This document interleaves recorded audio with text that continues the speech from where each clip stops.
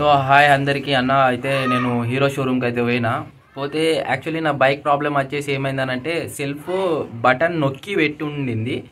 అదొక 10 సార్లు self automatic కొట్టేసి లోపల ఉన్న కాయిల్ అనేది కాలిపోయింది. అయితే బండి స్టార్ట్ అయితే లేకుండే. నేను లోకల్ మెకానిక్ దగ్గర పోయేసరికి ఆయిల్ పోయిన తమ్ముడు అని చెప్పేసి కాయిల్ కొత్తది వేసిండు, కానీ అది పని చేయలే. తర్వాత బ్యాటరీ మొత్తం డిశ్చార్జ్ అయిందన్న వల్లే నేను హ్యామర్ బ్యాటరీ, నాది 1.5 year గ్యారెంటీ ఉన్నది, కొత్త బ్యాటరీ తీసుకుని వచ్చి మళ్ళీ అందులో ఫిక్స్ చేసేసిన. అయినా కానీ స్టిల్ అది అట్నే అవుతుండే.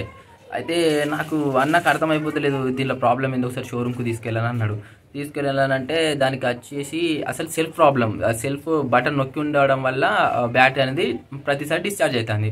అయితే నేను నైట్ వెళ్ళిన 7:30కి అట్లా వెళ్తే, అన్న బ్యాటరీ ఎప్పటికీ ఇది సెల్ఫ్ కొడితే స్టార్ట్ అయితే లేదు, ఒకసారి కిక్ కొట్టినా కరెంట్ వస్తలేదు అని అంటే, ఫ్యూల్ పంప్ పోతుంది, ఇంకేం పోతుంది, ఫ్యూల్ పంప్ అని ఇప్పుడు అల్లే సర్వీసింగ్ ఏడ చేయించినాం అంటే బయట చేయించినాం అని నేను అన్న. బయట చేయించినాం అని అంటే ఆయన బయట చేయించిండు. అయితే దీనికి ఫ్యూల్ పంప్ పోయిందని చెప్తా, మొత్తం సెట్ అంతా పోయింది, 6,000 రూపీస్ అయితే అట్లా ఇట్లా నన్ను భయపెడుతుండే. అంటే ఏమనుకుంటాడంటే నేను 6,000 పెట్టి బొక్క పెడదామని అనుకుంటాడు. ఆయన ఇంటెన్షన్ ఏందో నాకు అర్థమవుతలేదు. ఏమనంటే ఫ్యూల్ పంప్ అంటాడు. నెక్స్ట్ డే కాల్ చేసిన, నైట్ ఇచ్చిన తర్వాత నెక్స్ట్ డే కాల్ చేసిన, అన్న ఏమైంది బండి అయిపోయింది అని అంటే, కాలేదు చెక్ చేయాలి అని అన్నాడు. మళ్ళీ ఇంకో రోజు కాల్ చేసిన, ఆ రోజు మొత్తం ఏం కాల్ చేయలే. మళ్ళీ ఇంకో రోజు కాల్ చేసేసరికి, అన్న దీని ఫ్యూల్ పంప్ పోయింది, ఏం చేయమంటావు చెప్పు అన్ననే కొంచెం అడుగుతుంటే, మరి వేసే అన్న కొత్తది అన్న, అది 4,000 ఫ్యూల్ పంప్ అట, అంటే లోపల అది పెట్రోల్ ట్యాంక్ లోపల ఉంటుంది, అది 4,000 వేసేసిండు. యాక్చువల్లీ 5 years వారంటీ ఉంటుంది వీటికి. ఎట్లా అంటే 50,000 kilometers అండర్ తిరిగి ఉండాలి, 5 years మ్యానుఫ్యాక్చర్ వారంటీ అన్నిటికీ, స్పేర్ పార్ట్కి.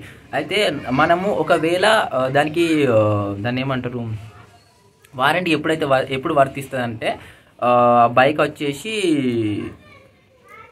90 days, అంటే మీరు షోరూంలోనే సర్వీసింగ్ చేస్తూ ఉండాలి, అప్పుడైతేనే వారంటీలు వర్తిస్తాయి అన్నమాట. సో ఆయన కొత్తది పెట్టిన తర్వాత నేను పోయినాక బిల్ పే చేసేసిన. నాకు ఓన్లీ లేబర్ ఛార్జ్ 355 వేసిన తర్వాత నేను ఒక లేబర్ ఛార్జ్ మాత్రమే రిసిప్ట్ ఉంది, నేను ఇప్పుడు మీకు ఇక్కడ స్క్రీన్ పైన పెడతా. ఆ రిసిప్ట్ 355 ఛార్జెస్ అయితే ఏం చేసిండు, ఇక అది పేడ్ అని పెట్టేసిన. ఇక నేను సెల్ఫ్ కొడతాను, స్టార్ట్ అయితే లేదు, మళ్ళీ కిక్ కొడుతున్నా స్టార్ట్ అయితే లేదు. అన్న సెల్ఫ్ కొడుతున్నా కిక్ కొడుతున్నా మళ్ళీ అదే ప్రాబ్లం అన్న, నువ్వు చెప్పావా అని అంటాడు. అరే నేనెందుకు చెప్తా భయ్, షోరూమ్కి వచ్చిన మీరు చెక్ చేసుకోవాలి, ఏం ప్రాబ్లం ఉన్నదో చూసుకోవాలి. ఫ్యూల్ పంప్ పోయింది దానికి డబ్బులు కట్టు అంటాడు. అరే ప్రాబ్లం వచ్చింది ఫ్యూల్ పంప్ కాదురా బాబు, ఆ సూపర్వైజర్ అదే ఏమో మెకానిక్ తెలుసు, మెకానిక్ అయినా చూసుకుంటాడు, కానీ వీడు ఫ్యూల్ పంప్ అని ఒకటే వెనక పడతాడు. తర్వాత ఏమైందనంటే, ఆ సెల్ఫ్ బటన్ ఉంటుంది చూడు, ఆ బటన్ చేంజ్ చేసినాక సెల్ఫ్ కొట్టంగానే స్టార్ట్ కాకట, ఒక 100 సార్లు సెల్ఫ్ కొట్టినా స్టార్ట్ అవుతుంది. మరి ఆ ఫ్యూల్ పంప్ ఉండని, ఎందుకంటే నీకు నేను ఇక పేడ్ చేసి వెళ్ళిపోతా అంటే నీకు వారంటీ వర్తించేది, నువ్వు ఇక్కడ షోరూంలో ఏపీఎలే కదా అని అంటే, నేను ఎప్పుడు చెప్పినా నేను ఇక్కడ ఏపీఎల్ సర్వీసింగ్ అని ఆ రోజే చెప్పిన. సో అన్న ఇంటెన్షన్ ఏంటంటే నీకు ఫ్యూల్ పంప్ అతికిద్దామని చూస్తాడో, లేకపోతే చీప్ మార్కెటింగ్ ట్రిక్స్ పెడతాడో, లేదంటే ఇన్సెంటివ్ ప్రోడక్టో, లేకుంటే అసలు అది చేంజ్ చేసి ఎందుకు, నా ఫ్యూల్ పంప్ పాతది మంచిగా ఉన్నది కదా. సో ఏం చేసిండు, నేను చేంజ్ చేయమనకముందు నేను బిల్ పే చేయనని చెప్పేసిన. ఇక డైరెక్ట్ నేను ఎందుకు చేస్తా భయ్, నా ఫ్యూల్ పంప్ కరెక్ట్ ఉన్నప్పుడు ఫస్ట్ ఒక యూనిట్ వేస్తా, తర్వాత 2 యూనిట్లు ఎత్తాడట, 6,000 బొక్క పెడదామని చెప్తాను. నాకు అరే 6,000 నేను ఎందుకు పెడతారా భయ్, నాకు తెలియలేదు అనుకుంటానావా. తర్వాత ఏమైంది, ఆ ఫ్యూల్ పంప్ తీసి నా పాత పంప్ వేసి ఇచ్చిండు. సెల్ఫ్ కొట్టడం స్టార్ట్ అవుతుంది.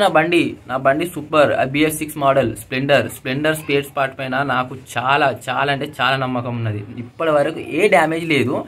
ఆడి ఊకడితోటే 6,000 బుక్ అయిందని అంటే, అరే భయ్ అది చెప్పేటోళ్ళకి చెప్పు, మా బాబాయ్ గిట్ల అత్తే చెప్పు, మా ఊరు కాకలు అత్తే చెప్పు, మా పెద్దనాన్న అత్తే చెప్పు, కొంచెం ఏజ్ అయిపోయిన వాళ్ళు అయితే చెప్పు. అరే మా సొంటోళ్ళకి చెప్తే, అరే మా ఫ్రెండ్సే ఉన్నారు రా భయ్ గ్యారేజ్లల్లో బయట, కానీ అదేదో సెన్సర్స్ ఉంటారా, అది అలా పెట్టేసి వాళ్ళు చెక్ చేస్తారా, ఒక్క తక్కువ అయితే ల్యాప్టాప్ పెట్టి చెక్ చేస్తారా అని పెద్ద మాటలు మాట్లాడుతున్నాడు ఫ్రెండ్ గానికి. అరే ఈయనకి ఇంత అవగాహన లేదు కదా అని చెప్పి షోరూమ్కి వస్తే 355 లేబర్ ఛార్జ్ చేసేసిండు, నో ప్రాబ్లం, ఎందుకంటే బండి వాషింగ్ చేసిండు, బండి మొత్తం ఫుల్ చెక్ చేసిండట. మరి ఫుల్ చెక్ చేసిన తర్వాత కూడా బండి ఎందుకు స్టార్ట్ కాలేదు అంటున్నా.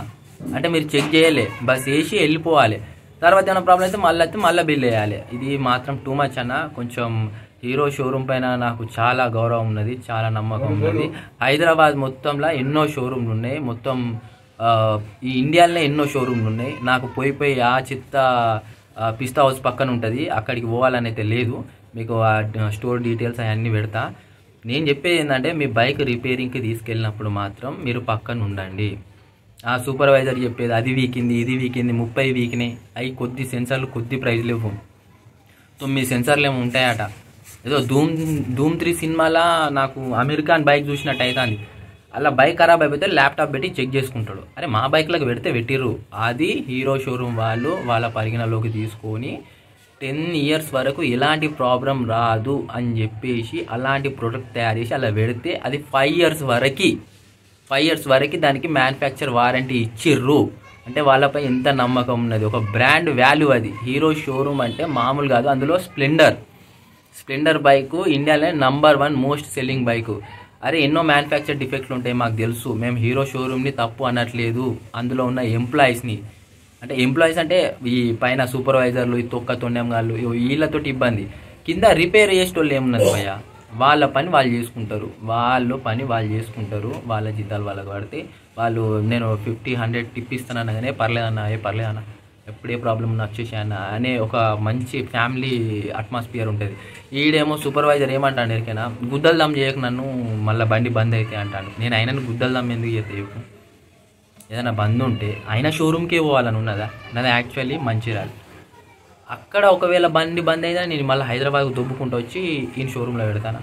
నా గుద్దలు దమ్ చేయకు అన్న, నీ గుద్దలు ఎవరు దమ్ చేయరు, నాకు గుద్దలు దమ్ చేయాలని కూడా లేదు. నా బండి స్టార్ట్ అయింది, నాకు చాలా అది, నాకేం పర్సనల్ టచ్ ఏం లేదు, ఇట్లా చిల్లర వేషాలు మేము పడం. కాకపోతే నేను ఈ వీడియో చేయడానికి మెయిన్ కారణం ఏంటంటే అవేర్నెస్గా ఉండండి. బైక్ ఏం ప్రాబ్లం అయిందో దగ్గరుండి చెక్ చేయించుకోండి. మీకు ఫుల్ డీటెయిల్స్ అన్నీ అందినాయి అనుకుంటానా. నేను చెప్పేది ఏంటంటే అది పోయింది ఇది పోయింది, మీరు లాస్ట్ టైం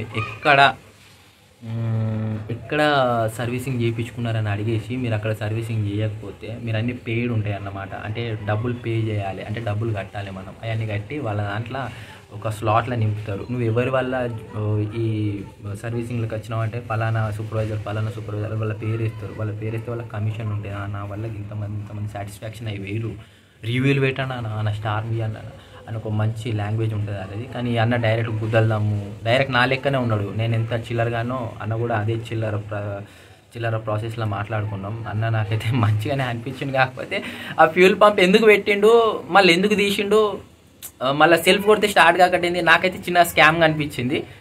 మీకేమనిపించిందో కింద కామెంట్ చేసి చెప్పండి. మళ్ళీ ఈ వీడియో మీ బాబాయ్కి, మీ పెద్దనాన్నకు, మీ చిన్ననాన్నకు, మన వాళ్ళకే షేర్ చేయండి. ఎందుకంటే మనం అంటే ఏదో ఒక తీరు మేనేజ్ చేసుకోవచ్చు, కొంచెం తెలివి ఉండేవి, కొన్ని యూట్యూబ్లో వీడియోస్ అట్లా ఇట్లా చూసుకుంటుంటాం, కానీ వాళ్ళకి తెలియదు.